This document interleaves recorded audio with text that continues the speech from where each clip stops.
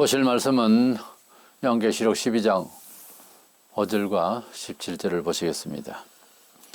여자가 아들을 낳으니 이는 장차 철장으로 만국을 다스릴 남자라. 그 아이를 하나님 앞과 그 보좌 앞으로 올려가더라. 17절. 용이 여자에게 분노하여 돌아가서 그 여자의 남은 자손 곧 하나님의 계명을 지키며 예수의 증거를 가진 자들과 더불어 싸우려고 바다 모래 위에 서 있더라. 아멘.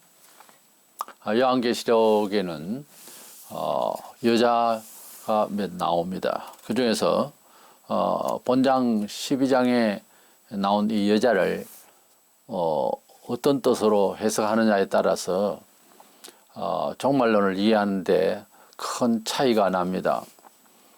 우리가 성경을 이제 볼 때 신약에는 예수께서 오셔서 그야말로 우리가 예수님을 믿는 교회, 예수교회로, 기독교회로 성도가 되었습니다만은 구약을 들어가면 하나님이 여러 백성 중에서 조상의 언약한 대로 아브라함의 후예로서 야곱의 즉 이스라엘의 하나님으로만 나타납니다. 다른 백성 관리는 이스라엘의 대적일 뿐이고요.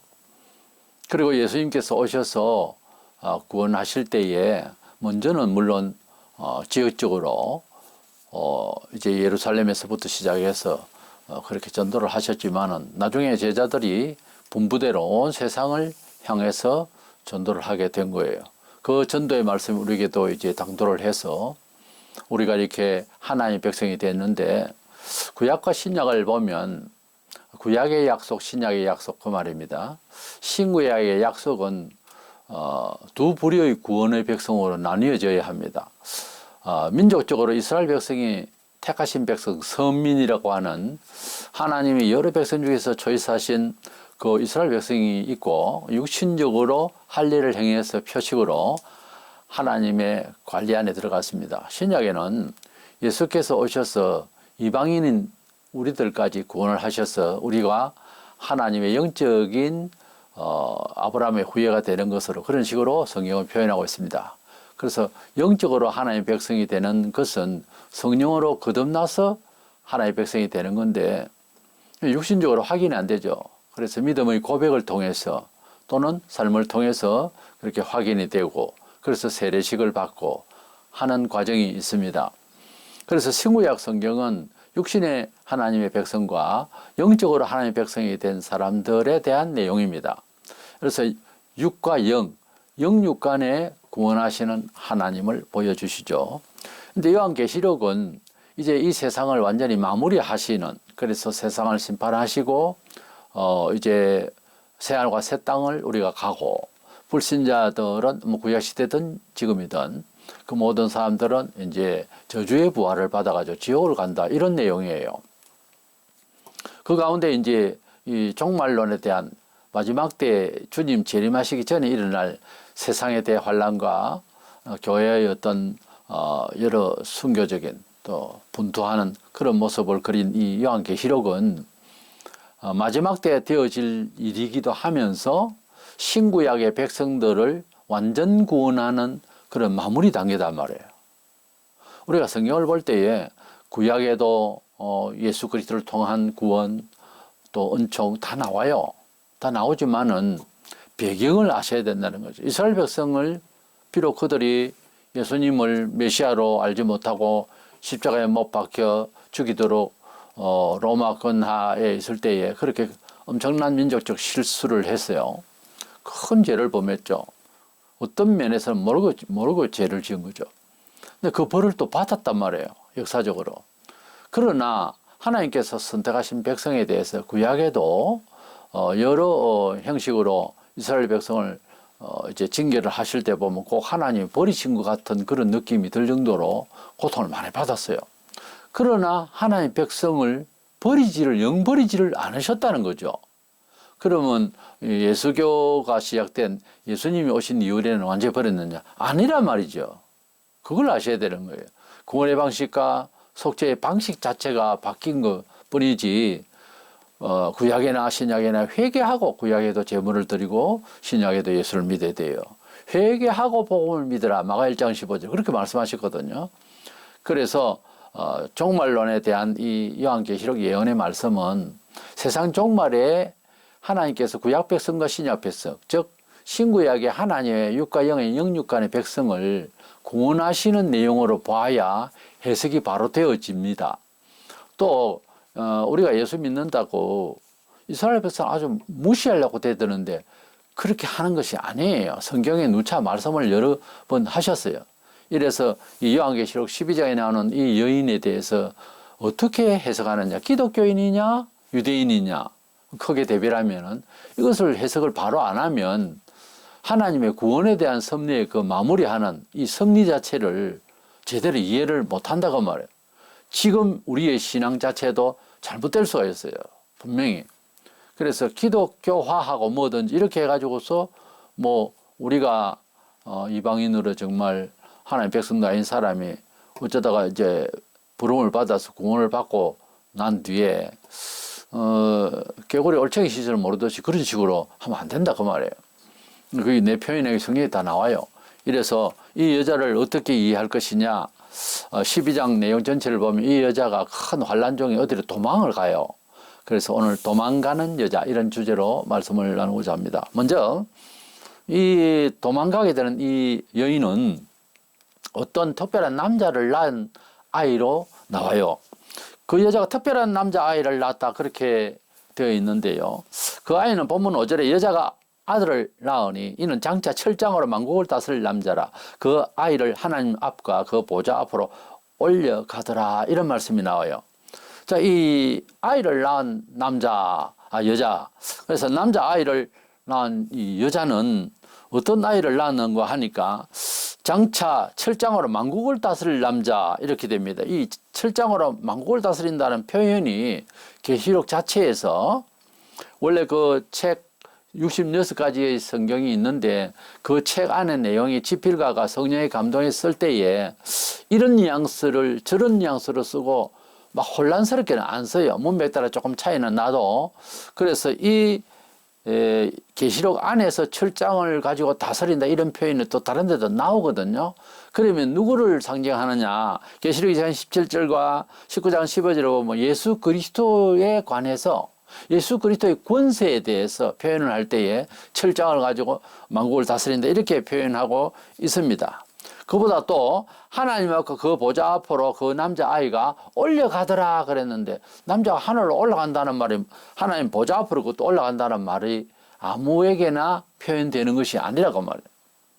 에녹과 엘리야가 올라가고 또 이제 11장에서 계시록 11장에서 두 정인이 죽었다가 사흘 밤 만에 또 살아서 또 하늘로 올라가고 이런 장면들이 성경에 몇 군데 나오지만 하나님 보좌 앞으로 올라가서 이런 식의 표현은 안 되는 거예요.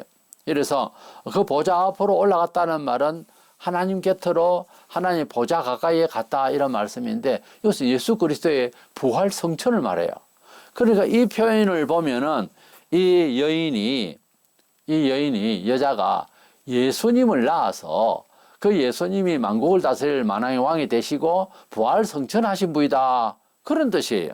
그러니까 이 여인이 예수님을 낳았다는 말은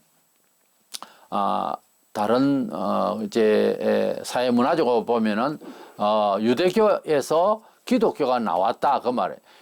마리아가 예수님을 낳아서 그 예수님을 통하여 교회가 생겨졌다 그런 뜻이 되고요. 직접으로는 그 아이가 성천을 하니까 예수 그리스도를 뜻한다 그 말이에요. 그렇기 때문에 많은 사람들이 이 여자가 보호를 받고 이러니까 교회라고만 하는데 교회가 여자라고 보다는 신부라는 표현이 맞아요. 성경에 이스라엘을 처녀 이스라엘이라 신랑은 예수님이고 혹은 하나님이고 그렇게 표현들이 나옵니다. 근데 신약적으로 볼 때에 우리를 신부라 하는 표현이 맞지 여자 이쪽은 아니에요. 이래서 조금 이제 디테일하게 보면 먼저는 그 여자는 유대인이나 혹은 마리아로 해석하는 것이 맞습니다. 본장 1절에 보면 이 여자가 해를 옷 입은 한 여자가 있는데 그 발 아래에는 달이 있고 그 머리에는 12별의 관이 있었더라 그랬어요. 이 여자의 그 형상을 보니까 해와 달과 별들이 보입니다. 아주 그 하나님의 영광을 입은 그런 여인의 모습이 보이는데, 이것이 구약 시대에 보면은 요셉의 꿈을 상상하게 되는데요. 어쨌든 이 여인이 부모와 형제와 이제 여러 형제들을 이제 상징하는 해와 달과 별과 별들의 그 모습이 이제 그 여인으로부터 이제 비치는 것은, 이것은 하나님의 영광을 입은 이스라엘 백성, 하나님의 영광을 이제 나타내는 이런 모습을 보이는 겁니다. 그래서 이 여자는 유대인이라고 해야 되거나 혹은 예수를 낳은 마리아가 되는 것입니다. 그래서 뭐 교회가 마리아를 낳았다, 이건 말이 안 되잖아요. 마리아가 예수를 낳았다, 교회를 낳았다, 이건 말이 되잖아요. 그래서 이 본문에 보면은 여자가 그 남자를 낳은 것이지 그 여자가 남자로부터 낳음을 받은 것이 아니잖아요. 그렇게 해석할 수가 없는 거예요. 이것을 교회라고 해버리면, 교회가 그래서 예수가 여자를 낳았다? 이게 말이 안 되잖아요. 역사성이 없는 거예요, 이 얘기가. 문장 자체가 이루어지질 않는다고. 그래서 이 여자는 그 남자 예수 교회를 낳아서니 유대교나 마리아로, 직접적으로 마리아로 해석하는 것이 문맥상 옳다는 겁니다. 두 번째로는 아이를 낳을 때 아주 큰 고통을 받았다라고 되어 있습니다. 이것은 예수님 탄생 시에 상당한 위험이 있었던 것을 말하고 고난을 말합니다. 본장 2절에 보면 이 여자가 아이를 베어 해산하게 되면 아파서 애를 쓰며 부르짖더라 그랬습니다. 먼저는 남편 요셉으로부터 버림받을 위험한 지경이 있었죠. 왜냐하면 정혼한 사이에서 약조하고 이제 식을 올릴 직전에 아이를 뱄다. 어느 남자든 뭐 고소할 일이죠. 그런데 요셉은, 남편 요셉 되는 사람은 아주 경건한 사람이어서 조용히 그냥 없었던 걸로 끊으려고 할 때에 천사가 나타나서 염려하지 말고 두려워하지 말고 데려와라. 이것은 성령으로 잉태된 하나님의 아들이다는 뜻으로 계시를 하셨어요. 그래서 이제 여인을 데리고 와서 아이를 할 때까지 가까이 하지 않았어요. 동침지 않았어요. 아주 거룩한 하나님의 아들 성자 예수께서 오실 몸이라 처녀에서 아이를 낳을 때까지 그대로 깨끗하게 하게 하신 것이죠. 뭐 그렇다고 해서 무슨 영향을 주거나 잉태돼서 자라는 뱃속에서 자라면서 그 무슨 이상이 있거나 그런 것보다 우리가 도의적으로나 모든 입장에서 구설수가 되지 않게 하시기 위한 방침이기도 하고요. 그래서 깨끗한 처녀로부터 몸을 빌어 나오신 예수님이 있습니다. 본장 3절에서 5절에 보면은 용이 그 아이를 삼키려고 하는 장면이 나와요. 이것은 헤롯을 통해서 예수님을 죽이려고 했던, 그래서 2살 아이를 다 죽인 일이 있어요. 예수를 죽이려고. 그렇게 뭐 권자에 대한 불안 심리 때문에 그렇죠. 자기가 뭐 얼마나 오래 살면서 해먹으려고 그랬는지 모르지만은, 그래서 헤롯이 예수를 죽이려고 뭐 유대인은 왕으로 낳았다고 박사들이 와서 이야기를 하니까, 그래서 2살 아이들 다 죽였는데, 이게 용이 적그리스도의, 그러니까 영 곧 마귀가 실존하잖아요. 이 사탄이 헤롯에게 들어가서 예수를 죽이려고 했던 아주 위험한 순간이 있었습니다. 하나님께서 꿈의 계시를 통하여 동방박사를 또 다른 데 가게 하시고, 또 요셉과 마리아를 애굽으로 불러서 피신하게 하시는 장면이 마태복음 2장에 보면 자세히 나오죠. 그래서 하나님 앞에서 이렇게 죽을 뻔한 예수는 전도 다 하시고 이제 공생애를 마치시고 부활 성천까지 하시는 내용이 초대에 나옵니다. 이래서 우리 예수님이 이 여인을 통하여 탄생하실 무렵에 극한 위험이 있었음을 성경은 말씀하고 있으니까 이 아이가 누구다? 예수님입니다.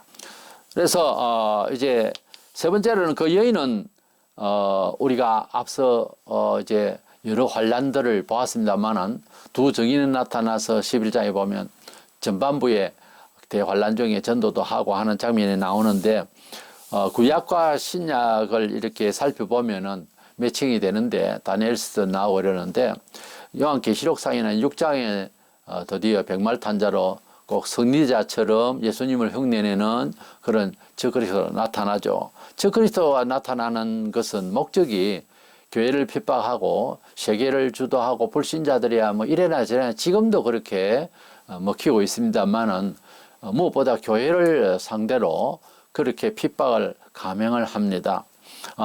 그렇게 이제 할 때에 유대인들은 뭐 그것을 돕거나 적극적으로 또 말리거나 어찌 할 수도 없는, 왜 그들은 메시아 예수를 아직도 한 10% 이제 믿는다고도 하고 15% 정도 믿는다고도 하는데 유대인들은 아직도 여전히 국가적으로 기독교의 예수 그리스도를 뭐 한 선지자나 어느 정도로 그렇게 생각해 주는 사람도 있을지 몰라도 메시아를 아직까지 안 믿기 때문에 구약적 신앙을 그대로 갖고 있어요. 그렇기 때문에 저 그리스도가 나타나서 성전에 앉아서 자기를 친히 신이라고 할 때가 오는데요. 그럴 때에 유대인들은 그렇지만 당신이 신은 아니지 않느냐 뭐 이런 식으로 반박을 하다가 아마 핍박을 받게 될 거예요. 그때에 그 여인은 대환란 중에 이제 피신을 하게 되는데요. 본장 6절에 보면 그 여자가 광야로 도망하며 거기서 1260일 동안 그를 양육하기 위하여 하나님께서 예배하신 곳이 있더라 그랬어요. 대환란이 본격적으로 시작되는 13장입니다. 육륜족의 소위 대환란이라고 그러죠. 이제 후반기입니다. 날짜로 치면 1260일로 되어 있는데요. 3년 반이 되는 거예요. 그래서 예수께서 오시기 전에 극한 대환란이 시작되기 직전에 유대인들은 육신의 고난을 받지 않도록 하나님께서 예비하신 광야의 어떤 굴이나 어떤 피신처로 보낸다라고 되어 있습니다. 이것을 우리가 이제 미리 그 굴이 어디 있는지 뭐 탐사를 하는 사람도 있고, 그래서 엄청난 큰 굴들이 많이 있기 때문에 피신하게 될 줄로 알고 그곳에다가 뭐 캔이나 뭐나 이제 먹을 수 있도록 준비를 해서 넣었다는 말도 있는데요. 어쨌든 이 여인은 지금 이제 확대 해석하면 유대인이고요. 육의 하나님의 백성이에요. 우리들이 자칫 무시하기 쉬운데 앞서 말씀드린 대로 유대인들은 영원한 하나님의 백성이에요. 그걸 함부로 말하는 게 아닙니다. 어떤 면에서는 큰형님이에요. 그래서 그렇게 말하는 거 아니에요. 대환란 중에 12장에 보면은 이 본문의 중간에 보면은 공중에서 대영적 전쟁이 일어나는데 미가엘과 보좌된 천사들과 그리고 사탄 마귀의 이제 타락한 천사 대장이죠. 이 마귀와 그 사자들 귀신들과 대결전을 이루는데 역시 미가엘 군대 장관이 이기죠. 그래서 공중에서 이제 패배해서 땅으로 슝 하고 내려옵니다. 공중에 있을 권세가 다 깨진 거예요. 그러나 그 기질은 있어가지고 세계를 지배할 적그리스도 마음속에 쑥 들어가서 세계를 이 세상에 직접 역사하는 마귀의 역사 시대가 온다는 것이 바로 이어서 13장에 나타나요. 그래서 그렇게 되기 전에 이 여인을 이제 피신을 하게 되는, 그냥 내버려 뒀다가는 완전히 몰살당할 거예요, 유대인들이. 그래서 피신을 하게 되는 내용이 나오는데, 본장 12절에 보면은 마귀가 자기의 때가 얼마 남지 않은 줄을 알므로 크게 분내어 너희에게 내려갔음이라 그랬어요. 마귀가 지금은 공중에 진을 치고 있기 때문에 우리가 기도를 해도 힘들어요. 기도를 조금 올라가도 기도 줄이라는 그런 표현이 있죠. 쭉 올라가다가 낙심이 되고 툭 떨어지고 올라가다가 툭 떨어지고 어떤 사람은 아예 시도도 못해. 겁이 나가지고 안 돼가지고. 그렇습니다. 신앙이 있니 없니 그런 소리 하지 마세요. 마귀가 지배를 하고 있기 때문에 그걸 뚫고 올라가기는 힘들어요. 다니엘도 하나님 앞에 기도할 때에 3주간이 걸렸어요. 그런데 3주간 21일 이후에 천사가 기도의 응답을 갖고 내려와서 한다는 말이 첫날부터 들었다고 그래요. 기도는. 그거 보세요. 첫날부터 들었는데 내려올 때에 군대의 영이 이제 진을 쳤기 때문에 내려오는데 힘들어서 기다렸다. 그래가지고 뚫고 내려오는 거예요. 우리의 기도가 금방금방 기도가 응답이 없을 때 뭐 하나님을 원망하거나 섭리가 어쩌고 예정이 어떠고 엉뚱한 소리 하지 말고 끝까지 기도하세요. 믿고 기도하는 것은 다 응답 받습니다. 기다리세요. 하나님께서 우리에게 기도를 허락하셨고 이미 우리를 속죄하셨고 이미 우리에게 언약하셨어요. 무조건 기도하세요. 언제까지? 응답 받을 때까지. 끝까지 해야 됩니다. 하다가 보면 안 되고 기도가 끊기고 물론 그래요. 근데 누가 그대에게 기도를 게을리하느니 어쩌니 하는 것은 좋은 충고로 받아들이시고 낙심할 일은 아니에요. 끝까지 기도해야 되는 거예요. 남들은 신비 체험을 하고 응답을 받았고 역사를 받았는데 나는 왜 이래 안 돼? 아유, 포기라. 그러지 마세요. 그래도 됩니다. 그러나 다만 훈련이 안 돼서 진을 치고 있는 귀신들이 좀 우습게 봐서 그래요. 그러니까 신앙 훈련을 잘 받았어요. 강직하고 헌신하고 십자가 지고 고난받고 투쟁하고 이기면 이 귀신들이 이제 길을 이제 열어줘요. 그래서 우리의 기도가 어떤 기도든지 하늘로 쑥쑥 올라갈 수가 있습니다. 이게 깨달아지시기를 바랍니다. 기도는 잘못한다, 나는 할 수 없다, 나는 안 듣는가 보다 하나님이가 아니고 진을 치서 그래요. 그런데 말세가 되면 큰 환란이 있고 굉장히 힘들 것 아닙니까? 그때는 더 걱정이죠. 걱정하지 마세요. 왜냐하면 하늘에 진을 치고 있는 마귀와 그 사자들, 귀신들이 진을 치고 다 떨어져 내려왔어요. 공중이 청소됐다고. 그러니까 영적인 이야기입니다. 우리가 급하고 어렵고 이 대환란에 666의 환란을 어떻게 아니에요. 기도하는 대로 응답 다 빨리 돼요. 믿음이 참 약해도 기도하면 그때는 막 모두가 다 공유할 수 있는 케이스가 된 거예요. 이제 공중이 청소가 되어서. 듣기는 기분이 좋습니까? 근데 사실입니다. 근데 지금은 그게 안 돼요. 힘들어요. 그러나 뚫고 올라갈 수는 있습니다. 왜? 하나님께서 들으시고 기다리세요. 얼마나 열심히 기도하나 이렇게 기다리세요. 왜냐하면 무엇을 달라든지 하면 그것을 받을 그릇이 돼야 되고 준비가 되어 있는지가 돼야 되는데 나는 생각지도 않는데 하나님께서는 자꾸 살펴주세요. 그러니까 기도할 때에 내 마음의 소원이 아버지의 뜻이고 또 내가 감당하려고 그러고 항상 기도 응답은 겸손함으로 받아들입니다. 교만해지는 거 아니에요. 평강과 겸손. 겸손한 사람은 낮아지면요 떨어질 게 없기 때문에 불안할 게 없거든. 그래서 항상 낮아져야 돼요. 사람이요 하나님 앞에 겸손한 만큼 좋은 사람이 없습니다. 축복받은 영이에요. 절대로 버림을 받지 않습니다. 항상 겸손해야 돼요. 팍 엎드려져서 그래서 하나님 앞에 필요한 거 주님 이건 내 한계입니다. 도와주시옵소서. 바로 도와주십니다.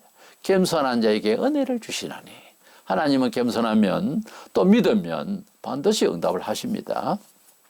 가룟 유다도 팔자가 참 우리식으로 말하자면은 어머님이 뱃속에서 아기를 가졌을 때는 다 같은 어머님의 마음이지 않겠어요? 그렇다 그렇게 귀엽게 키우고 귀여운 모습을 보면서 섭정하고 컸는데 성인이 돼가지고 예수님 부름을 받아서 제자가 됐네요. 그러면 잘 된 거죠. 그런데 마귀가 그 속에 들어가 버렸다. 이걸 아무리 신학적으로 경우 바르게 사회학적으로 심리학적으로 다 연구를 하고 우리가 아무리 해석해도 그 사람보다 더 나쁜 사람도 다 많은데 그는 구원 받는 것을 또 우리가 보거든요. 그러니까 참 힘들어서 우리는 마침내 하나님의 섭리고 예정이 돼 이렇게 말할 수밖에 없는 지경이 있어요. 우리 사람 머리로는 아무리 신학 박사라도 안 됩니다. 저는 특별히 참 가룟 유다에 대한 생각을 많이 해봤어요. 그런데 길이 없어요. 방법이 없어요. 예수님께서 어디 교육의 어떤 방식이 또는 사랑이 뜨거운 기도가 부족해서가 아니잖아요. 그런데 이 가룟 유다는 요한복음 13장 27절에 조각을 받은 후 예수님 만찬할 때에 떡 조각을 받은 후에 곧 사탄이 그 속에 들어간지라. 예수님이 뭐 사탄을 집어넣었어요? 어쩌어요? 아니잖아요. 그렇게 말할 수는 없잖아요. 그러니까 가룟 유다가 제정신이 아닌 거예요. 예수 믿은 거는 이것도 제정신이 아니에요. 사람 본정신으로 예수를 못 믿어요. 사람 본정신으로 교회 충성하다 보면 피곤하고 부딪혀서 일 못 해요. 끝까지 못 갑니다. 꼭 사명을 받아서 불같이 한다 싶어도 결국은 실수해요. 근데 성령으로 제정신이 아니라 말이죠. 하나님의 영이 따뜻하고 환한 마음으로 당연히 해야 되는 그 기쁨으로 일을 하는 거예요. 성령으로 일을 하는 거하고 종교적 의무와 도리와 인격으로 일을 하는 거하고는 하늘과 땅 차이입니다. 도리와 인격으로 얼마든지 종교생활을 할 수 있어요. 그런데 한계가 오면 입에서 이상한 소리 튀어나옵니다. 결정적인 순간에는. 그러니까 우리가 손해보는 인생을 살아서 안 되겠죠. 거기까지는 나 주님 앞에 순수한 주님의 은혜로 힘으로 난 일을 했다. 차라리 이렇게 하고 과거를 해상할 수 있어야지. 안 하고 뭐 쓸데없이 괜히 했다는 이런 후회가 오면 그대 영혼은 참 문제가 있는 거예요. 회개해야 됩니다. 남하고 나하고 인격 도리로 비교하지 마세요. 신령한 이의 이런 신령하게 해석을 해야 됩니다. 신령한 것은 성경이고 성경은 우리의 모든 마음을 찍는 MRI와 같은 겁니다. 성경대로 생각을 안 하면 잘못됐다라고 아예 자처하세요. 그래야 회개가 시작된다니까. 남들은 회개했다 하니까 그대가 생각하는 반성 정도인 줄 아는데 아니라고요. 아니라고요. 가슴을 찢고요. 정말 나와 같은 죄인이 없다고 하는 것을 솔직하게 고백하면서 주야장창 울고 불고 수개월을 울 수도 있어요. 그런 흔적이 있는지 없는지 그대 어떻게 알아요? 그러니까 하나님을 만난다고 하는 것은 내가 매번 이야기하는데 이산가족이 30년 40년 그렇게 보고 싶은 모녀가 만나고 부자가 만나는 그런 거예요. 형제가 만나는. 통곡을 하고 너무 좋은데도 너무너무 충격을 받아서 쓰러지는 사람도 있었다 아닙니까? 우리가 이산가족 만남에 대해서 찾기 그 방송을 보면서 얼마나 함께 울었습니까? 우리가 하나님을 만나는 것보다 더한 거예요. 너무너무 무서운 심판을 해결하신 하나님의 그 크신 사랑을 폭탄처럼 만날 때 내가 죄인인 줄도 알고 이제는 새롭게 된 나 자신이 과거가 되어버린 나의 죄인의 저주의 모습도 알고 함께 이제 같이 아는 거예요. 거듭날 때는. 그래서 이런 은혜를 어쨌든 못 받은 사람은 받도록 체험하도록 그렇게 환하게 알도록 기도해야 됩니다. 그냥 믿는 게 아니에요. 종교가 아니라고 이거는. 이래서 우리 하나님을 만나기 위해서는 이렇게 성령께서 우리를 감화 감동 역사하셨어요. 확실히 우리가 믿습니까? 예, 믿습니다 우리가. 그렇다면 그 믿음이 우리의 믿음이 아니고 성령의 감화가 되기를 원합니다. 마귀가 들어갔던 이 가룟 유다나 앞으로 장차 나타나 세상을 지배하고 악으로 지배하고 교회를 하나님을 대적할 적그리스도의 마음도 자기 정신이 아닙니다. 13장에 들어가면 드디어 12장 이 본장에서 공중에서 떨어진 사탄이 적그리스도 마음속에 쑥 들어가는 그 마음이 제정신이 아니라서 그 마음은 짐승으로 표현되는 성경에 몇 군데 짐승으로 표현합니다. 적그리스도를. 적그리스도의 영이 용이니까 용이라고도 해요. 마귀니까 이거는 실존 천사였어요. 타락한 천사대장이었어요. 이게 쑥 들어가니까 용이라고 할게요. 용은 짐승이라고 해야 되잖아요. 그래서 적그리스도를 그냥 짐승이라 그렇게 말하기도 하고요. 우리가 보건대 가룟 유다를 마귀라고도 바로 예수님이 말씀하신 것처럼 이제는 인격이 제 인격이 아니고 마귀 인격이니까 하나는 마귀니라 그랬거든요. 그래서 적그리스도도 뭐다? 마귀입니다. 적그리스도를 환영하기 위해서 준비되는 정치적인 사회적인 문화 인프라가 뭔가 하면은 마귀를 따라 귀신이 좋아하는 행사를 하고요. 귀신이 좋아하는 말을 하고 거기에 즐거워하게 돼요. 지금 그러잖아요. 마귀가 와서 어떤 사람에 들어가서 마귀적으로 그야말로 지배를 할 때에 환영하게 되어 있어요, 세상은. 이게요, 빼도 박도 못합니다. 성경대로 돼요. 그러니까 이 마귀가 지배하게 될 때에 이 유대인들이 도저히 이겨낼 수가 없을 거야. 그래도 유대인들이 말세의 환란 성전이라고 하는데 지금 마호멧 교가 있는 그 전에 옛날에 예루살렘 다윗 성전이 그 있던 곳이고요. 솔로몬의 성전이 있던 곳인데 그곳에 마지막 대환란을 겪을 성전을 짓는데 처음에는 이스라엘 백성들 성전도 짓고 적그리스도가 도와주고 했는지 모르지만은 대환란기 중반기 가면은 성전에 자기가 들콩 앉아서 내가 신이다 이렇게 해버리니까 여기는 이제 트러블이 생기고 큰 상황이 생기죠. 그때 핍박을 받아서 반항하다가 쫓겨나가야 되는 것 아닌가 이렇게 추정이 됩니다. 환란이 극심하게 된 것은 기독교뿐만 아니고 이제는 유대인들이 이렇게 비록 예수님을 메시아로 믿지는 않지만 유일신 하나님을 믿기 때문에 사람이 자기가 나타나는 신이네 어쩌네 하면은 그것도 가만히 못 있죠. 그렇게 반항하다가 이제 그가 신이라고 데살로니가후서 2장 1절로 4절에 보면 나와요. 적그리스도 그렇게 말하니까 그건 용납이 안 되니까 큰 충격이 나오는 거죠. 그래서 핍박을 받아서 결국은 도망가게 되는. 본장 14절에 보면 그 여자가 큰 독수리의 두 날개를 받아 광야 자기 곳으로 날아가 거기서 그 뱀의 낯을 피하여 한 때와 두 때와 반 때를 양육받으며 이 여인이 도망을 가서 후 3년 반 동안 이 적그리스도의 낯을 피해서 빨리 도망도 가야 되겠는데 굉장히 이제 무서운 그런 극한 상황, 다 죽인다 이렇게 됐을 거예요. 그때 큰 독수리의 두 날개로 아마 이것은 지금의 큰 비행기 같이 또 여겨지고요. 자관 엄청난 큰 도움으로 하나님께서 이스라엘 백성들을 바람에 날려가듯이 확 빨리 이제 피신할 수 있도록 하시는 모습, 안전하게 인도하시는 모습을 그린 그런 환상이 아닌가 봅니다. 큰 독수리처럼 빨리 움직였어요. 하나님께서 미리 예비하신 피난처로 가게 될 것을 뜻합니다. 광야 자기 곳으로 하나님 피신한 곳으로 간다. 이것은 예비한 곳이라고 했는데 구약 이사야 2장 10절에 보면 너희는 바위 틈에 들어가며 진토에 숨어 여호와의 위엄과 그 광대하심의 영광을 피하라. 이런 말씀이 있어요. 이스라엘 백성에 대한 예언이 구약에 다 나와요. 말세에 되어질 일, 예수께서 오셔서 어떻게 할 일부터 시작해서 싹 다 되어 있어요. 예수께서 오셔서 그들에게 먼저 전파한다. 그 말만 이해하려고 하고, 계시록에서 그래도 육신의 백성이 잘못되었지만은 하나님의 친백성들은 도와주는 건 왜 생각을 안 해요? 그건 너무 이기적이에요. 예수님이 오신 것은 우리를 위해서 오셨다? 말이 맞지만 마태복음 1장 21절 정확하게 보세요. 예수 이름은, 예수 오신 것은요, 전도를 한국에서부터 했어요. 예루살렘에서부터 했다니까.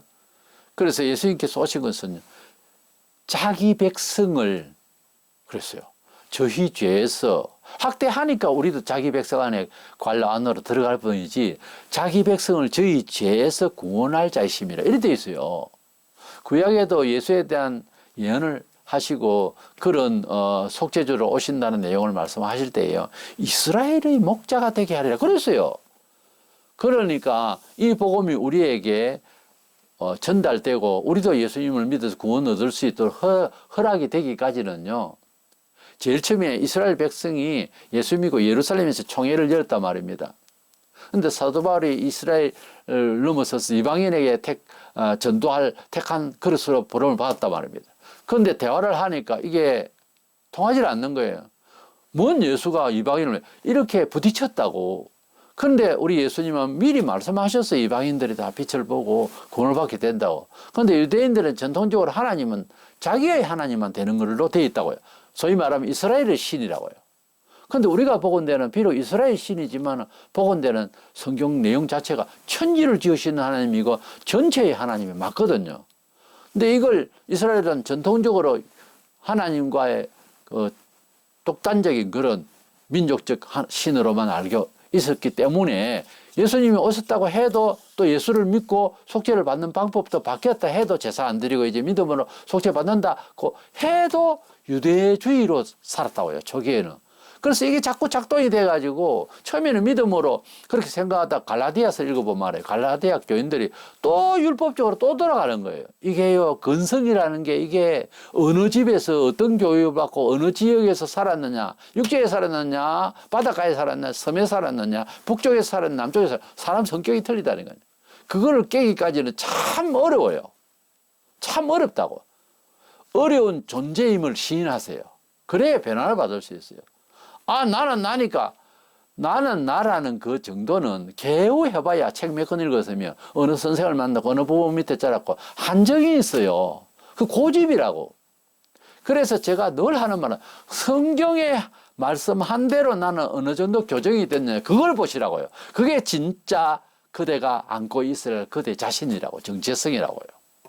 때문에 우리도 모르게 가지고 있는 본성의 도리, 인격으로서 하나님을 이해하거나 심지어 기도하려고 하거나 하는 경우가 참 많아요. 나에게는 그런 원인도 없고 그런 비전도 없어도 성경에서 기도하라 하면 큰 걸 놓고도 기도하고요. 네, 놀라운 기적도 기도하고요. 성경에 하라 하는 대로 하라고요. 내 생각에는 그게 아니다. 그요, 그대 생각 별거 아니에요. 진짜 미미한 겁니다.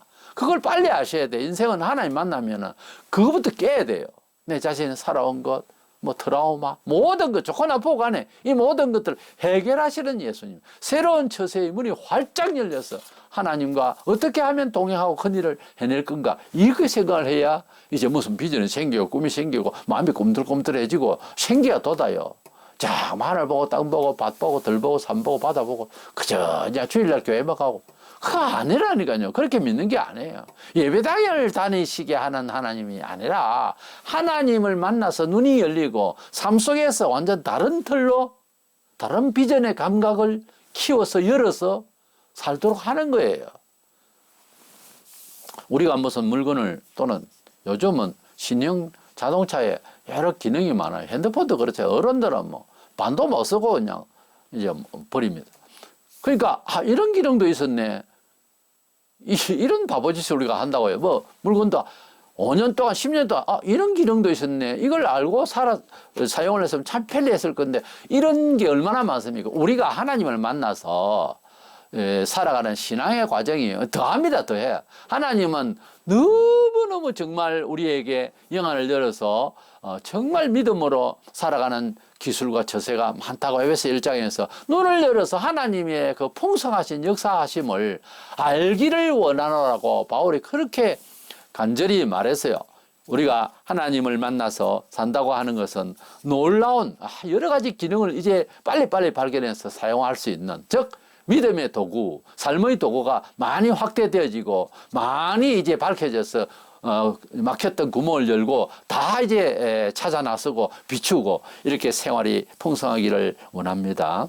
이래서 이 이스라엘 백성들은 이제 그때에 이제 도망을 가게 되고 어디로 가는지 왜 가는지도 모를 겁니다. 그러나 하나님이여 우리를 살리소서 아마 했을 거예요. 그래서 도망을 가고 거기에서 이제 굴속이나 들어가서 이제 아마 주님 오실 때까지 그제서 회개하고 주님 오기를 간절히 간구하게 되는 그런 세월을, 그것도 고통이죠. 어떤 와 빨리 예수님을 안 믿는다 이거죠. 우리가 볼 때요. 고통을 이제 받는 거예요. 여자가 도망갈 때 본장 15절 16절에 보면 여자가 뒤에서 뱀이 그 입으로 물을 강같이 도하여 여자를 물에 떼 내려가게 하려 하되 땅이 여자를 도와 그 입을 벌려 용의 입에서 토한 강물을 삼키니 그랬습니다. 여자가 막 도망가는데 막 그냥 물폭탄을 때려서 그냥 아예 막 쓸어버리려고 한다. 이것은 물은 어떤 환란을 상징하잖아요. 어쨌든 여자를 죽이려고 하는 거대한 어떤 핍박이 있을 때에 땅이 말이죠.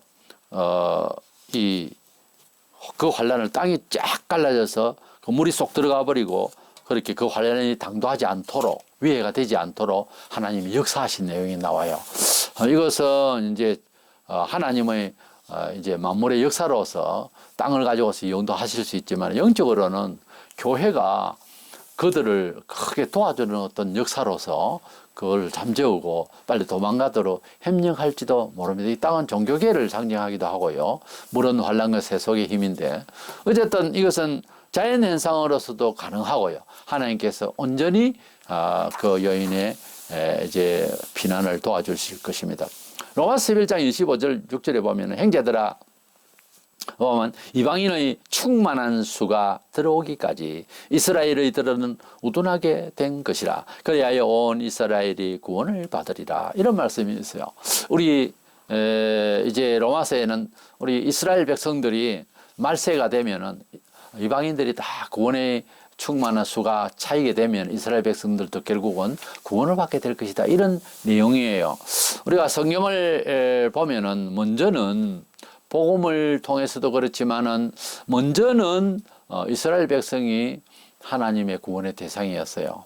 또 축복받은 민족이라고 하면 먼저는 유대인이었어요. 왜? 약속의 언약의 말씀을 받았잖아요. 우리는 귀신 소리 듣고 공경할 명절 이딴 식으로 살 때에 또 이제 아프리카나 문명인들은 뭐 이것도 저것도 없고 완전 무식하게 짝이 없고 그저 이상한 말하는 동물같이 살아가는 정도죠. 우리 인간이 보면 비참해요. 근데 유대인들은 지혜의 말씀, 지식의 말씀, 원칙의 말씀, 우주의 말씀을 받았던 사람이에요. 그러니 얼마나 축복된, 얼마나 앞서간, 얼마나 지혜로운 백성이었느냐고요. 실제 노벨상도 3분의 1을 유대인이 탔어요. 지혜로운 백성이에요. 하나님께서 지혜를 주시니까 그렇게 되는 거예요. 근데 이 백성을 갖다가 그냥 내버린다 안 해요. 하나님 백성 한번 선택하면 끝까지 갑니다. 우리는 구원을 끝까지 간다며요. 그럼 이스라엘 백성은요? 그러니까 무시하지 말라고요. 에베소 2장 12절에 보면 우리는 관로 밖의 사람으로서 이방인이었다고 그랬어요. 그러니까 그냥 외인이라고 그랬어요. 우리는 이스라엘 백성 앞에 서면은 거지요. 아무것도 아니라고요. 이스라엘 백성은 정말 큰 부유한 집에 참 자식이고 좋은 옷 입고 서가 있으면 우리는 거지와 같은 존재라고요. 그 문 밖에서 동냥하는 사람 정도밖에 안 돼요. 우리는 이스라엘 밖의 사람이라니까요. 우리는 이 계절에 우리가 감도 좀 드시고 계시죠. 참 감도 있고 또 먹지 못할 돌감도 있어요. 그와 같이 감람나무도 참 감람나무니까 돌감람나무가 있는데 참 감람나무에 돌감람나무 가지를 가지고서 접붙인 것이 우리라고 그랬어요. 로마 11장 17절에 보면 그렇게 나온다고. 우리는 겨우 뿌리는 조상은 아니라는 거죠. 우리 조상이 뭐 당궁이요? 다 만드는 설하고요. 우리는 윗대로부터 우리가 기억할 수 있고 문어를 알 수 있는 정도로 보면은 무식하고 과학이 없고 죄만 짓던 백성이고 지금도 여전히 귀신이나 섬기고 있는 나라죠. 안 그래요? 이런 백성이 하나님을 만나 정신이 맑아지고 참 신을 알게 되고 참 지혜를 알게 되고 참 우주관을 알게 되고 참 사회 정의관이 있고요. 참다운 도덕이 뭔지도 알고요. 이것과의 관계가 어떻게 된 정확하게 배웠어요. 그래서 이것이 근본은 우리가 윗조상은 아닌데 돌감람나무 가지가 잘려가지고 조상에서 끊겨 나와서 그 말이에요. 참감람나무의 가지에 접목을 해서 우리가 접붙임을 받은 자입니다. 그 정도 알고 계셔야 된다고요. 최소한도 깨구리 올챙이 시절이라도 알자고. 그런데 갑자기 뭐 예수 믿고 은혜를 받고 하나님 사랑을 받고 나니까 뭐 갑자기 좋아가지고 유대인들을 아주 무시하고 그럴 대상이 아니구만요. 유대인은 그렇게 볼 의의가 아닙니다. 믿어보지요. 유대인만 지금 어제 유일이신 하나님을 잘 믿어집니까? 안 그래요. 메시아를 아직까지 부인해서 그렇지 철저한 유대인들입니다. 그러니까 우리가 뭐 어떻게 혜택을 받고 난 뒤에 그냥 원주인집 아들을 나무래가 되겠느냐고요. 양자가 돼가지고 우리는 양자로 됐다 했어요. 성경에. 하나님이 아버지라고 하지만 양자로서 들어왔다니까 주제 파악을 해야지. 이게 안 되니까 계시록도 이상하게 해석을 하는 거야. 온통 성경 내 중심으로. 그래서 기독교 중심으로 다 이해하겠다. 아니지. 구약은 구약대로 비춰지기는 했지만 구약은 구약대로 하나님의 백성인 이스라엘 백성을 가지고 컨트롤 하시는 하나님이라니까요. 그 속에서 우리를 구원하러 오실 예수 그리스도가 비춰지긴 하지만 실제로는 2000년 전부터 우리가 믿고 구원받을 수 있는 대상이 된 거지. 우리가 뭐 2000년에 태어나도 안 했으니까 그동안에 죽은 사람은 뭐 별 볼 일이 없죠. 어떻게 해석할 건데. 그래 마침 우리가 태어나고 보니까 기독교가 세상에 있었고요. 지금도 그렇잖아요. 안 믿으면 지옥이지 뭐. 믿으면 천국이고. 그거요. 분명한 겁니다. 어떻게 해요? 아, 그래도 착한 사람 있고 기독교인도 못됐더라. 못돼도 우리는 구원받아. 왜? 예수님이 우리 죄를 위하여 돌아가셨다 하는데 어떻게 해요? 우리가 실수를 솔직히 뭐 고백할 수 있어요. 잘못된 거 알죠? 근데 어쩌라고? 더 닦아라고? 안 돼요. 우리의 죄를 우리가 책임지게 할 것 같으면 예수가 죽을 것까지는 없잖아요. 공자와 같이 뭐 왈 가라 사대 이렇게 하고 말지. 아니라니까요. 우리 죄를 위하여 돌아가셨단 말이에요. 그래서 그때가 말을 하는데 교회가 더 잘못될 수도 있어요. 그럼 회개할 수 있는 기회에 회개하고 있는데 그들은 뭐 하고 있는데? 또 닦아요? 그러니까 기독교의 철학을, 기독교의 종교관을, 기독교의 속죄관을 잘 모르시니까 비판을 하고 있는 거예요. 그대 못난 줄을 스스로 모르고. 이게 참 오픈되어 있는 성경의 내용이지만 숨겨져 있는 비밀된 내용이에요. 믿어보면 비밀이 아닌데 안 믿어지니까 이게 비밀로 가려져 있다고요. 믿음이라는 이 내용 자체가. 이제 두 번째 그 여인의 이야기는 접고요. 여인이 가고 난 뒤에 그 여인의 남은 자손이라고 또 나와요. 그 여자는 환난을 받아서 어디를 피했는데 그 여자의 후손이 이제 등장하는데 17절에 보면 영이 여자에게 분노하여 돌아가서 그 여자의 남은 이제 여자가 이제 도망가니까 그 여자의 남은 자손 곧 하나님의 계명을 지키며 이건 좀 율법적이죠 내용이 예수의 증거를 가진 자들과 더불어 싸우려고 바다 모래 위에 서 있더라. 그래서 자 용이 잡으러 가다가 여인이 이제 도망가 버렸고 아주 진격을 했지만 땅이 갈라져서 그 환란의 물을 이제 다 빨아들여 버리고 결국은 여인은 도망가 버려 놓치고 분노해서 돌아와서 여인의 남은 자손 후손들이 있는데 그 같이 도망 안 간 사람이 여기 또 있네요. 이 사람들이 누구냐 이거지. 하나님의 계명을 지키고 예수의 증거를 가진 자라 하면 뭔가 좀 유대인이면서 예수 믿는 사람 즉 개종한 기독교인이라고. 이 사람들과 더불어 싸우려고 바다 모래 위에 섰더라. 바로 바다 모래 위에 신 내용이 13장에 바로 적그리스도가 출현하는 내용이 나오거든요. 보이는 내용이. 물론 6장 2절에 나타난 백마탄자가 적그리스도입니다만은 이제 후반부에 들어가서 온 세계를 아주 무섭게 이제 지배할 그런 사람으로 두각을 확 드러내는데 바다 모래 위에 섰더라. 세상 속에 많은 사람들 위에 우뚝 섰더라 이 말. 그러니까 유대인으로서 하나님만 알던 사람은 피신했고요. 유대인이자 개종한 예수도 믿게 된 개종 유대 기독교인, 유대인 기독교인들과 온 세상의 많은 우리 기독교인들과 함께 13장에서부터 엄청난 핍박을 받고 이제 순교를 당하게 될 것인데 예수 믿고 구원받은 유대인, 개종한 유대인들이 제 생각에는 먼저 죽게 돼요. 더 밉거든요. 그래서 보니까 그래서 아마 더 많이 죽을 거예요. 먼저 죽을 거예요. 제가 예상컨대 그렇습니다. 그래서 그의 남은 자손이 이렇게 하나님의 계명을 지킨다. 유대인이잖아요. 예수님의 증거를 가졌다. 이것은 기독교를 개종한 유대인을 말하는 거죠. 바다 모래에 섰더라. 이것은 세속적으로 대격전을 하게 된다. 그런 얘기입니다. 13장 1절에서 잠시 넘어가면 내가 보니 바다에서 한 짐승이 나오는데 뿔이 여리어 머리가 7이라. 바로 이놈인 거예요. 바다에서 한 짐승이 떠오른다. 세상에서 한 짐승이 올라온다. 저 그리스도를 말해요. 저 그래서 이제 전번에는 조금 내용이 이제 간접적으로 되어 있지만 이제는 완전히 확대해서 이 세상을 완전히 통째로 지배하게 되는 아주 무서운 대환란에 들어가고 적극적으로 하나님을 대적해서 교회를 핍박하기 위하여서 거짓 선지자를 하나 선택해서 임파티신으로 안수를 해가지고서 그에게 또한 같은 용의 권세를 넣어서 불이 하늘에서 떨어지게 하는, 그래서 성도들을 완전히 죽이고 핍박하고 온 세계를 적그리스도를 닮은 우상을 만들어서 말하는 우상을 만들어서 다 경배하게 하는 이 과학시대의 말이죠. 그런 역사가 13장 우리 다음 주에 보겠습니다만 그런 대환란이 시작되는 것입니다. 일단 이 여인의 남은 조선은 어떤 사람인가를 이렇게 17절에 보니까 하나님의 계명도 지키고 예수도 믿는다 하니까 우리도 하나님 계명을 지켜야죠. 그러나 이 표현 자체에서 볼 때는 어린 양만 믿는 사람이 아니란 말이에요. 이러다 보니 개종한 유대인 그리고 13장에서 드디어 핍박 많이 받을 우리 모든 지상의 기독 성도들과 함께 이렇게 핍박을 받게 될 것입니다. 그래서 결론적으로 이 본장의 여인을 교회로 해석을 많이들 하는데 그래서 교회가 보호받는다 이러는데 참 유대인들 거를 우리 거로 생각, 참 중심을 내 중심으로 생각하고 그리고 하나님 보호해 주신다. 이게요 문화 번영주의에서 나온 철학이에요. 심리 철학이에요. 사람은 피신 행위를 하려고 하는 이런 게 종교를 만든 행위에 제일 먼저 모티브입니다. 근데 기독교인이 되면서까지도 이렇게 잘 먹고 잘 살고 보호받고 사랑받고만 하는 쪽으로 소위 문화 번영주의 그런 소위 종교, 지상 종교가 다 잘 되려고 하는 거거든요. 못 되려고 하는 게 어디 있습니까?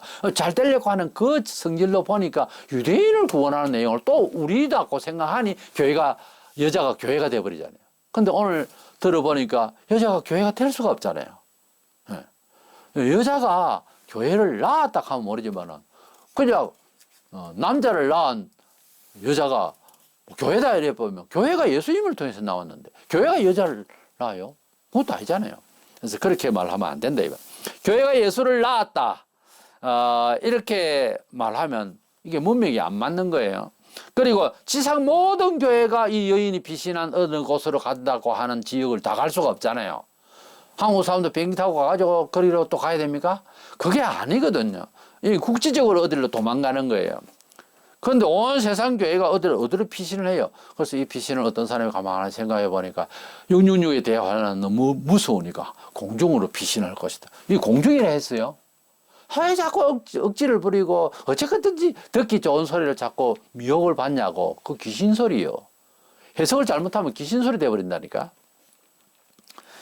그리고 피신한 교회라면은 뒤에 나타나는 교회 교인들 핍박받는 13장에 그건 뭐요? 교회가 다 피신하고 뭐 공중을 갔다 어떻다 그러면 그것도 11장에 두 정인도 교회라고 하고 그럼 다 올라가면 뒤에 나오는 교회는 뭔데?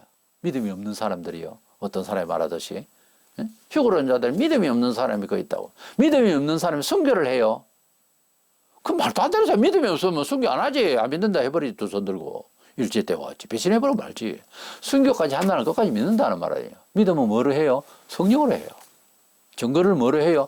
사도행 1장 8절 능력을 받아서 권능으로 믿음으로 성령으로 하는 거예요. 그러니까 앞뒤 말이 안 되잖아요.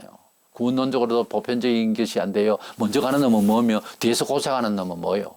그러니까 그런 식으로 그냥 중구난방으로 해석을 하면 안 된다. 이 12장은 유대인들이 구원에 대한 내용이에요. 그걸 똑바로 알아야 됩니다.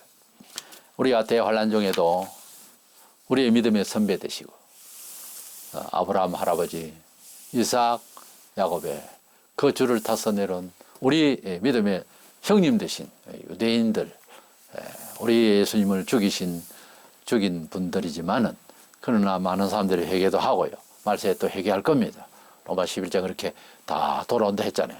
이래서 우리가 그분들에 대해서 12장에서 박수를 보내고 정말 형님들도 이제사 구원받았네요. 박수를 보낼지언정 그렇게 말하면 되는가? 함부로 말을 하고 말이죠. 15장에 가면 같이 만나서 합장합니다. 때문에 12장의 여인은 교회가 아니고 그래서 교회가 보호받는 것이 아니고 유대인들이 구원입니다. 그래서 이 여자는 마리아였다 이렇게 이해가 되어지고 그래서 유대인들도 감사하게 생각하고 그래 하고 우리들도 함께 13장에 들어가서 큰 환난을 받을 때 유대인 우리 형제들과 함께 핍박을 받게 될 거예요. 그날을 생각하면서 지금도 우리는 유대인을 구원하기 위해서 지원도 해야 되고요. 그래서 구원받기를 전도하고 백투 예루살렘 뭐 그런 말이 있잖아요. 예루살렘에 있는 모든 우리 형제들 유괴 백성들이지만은 그들도 그리스도 안에서 또 우리 하나님의 백성이 되었으니까 우리가 전도를 할 수 있도록 기여도 하고요.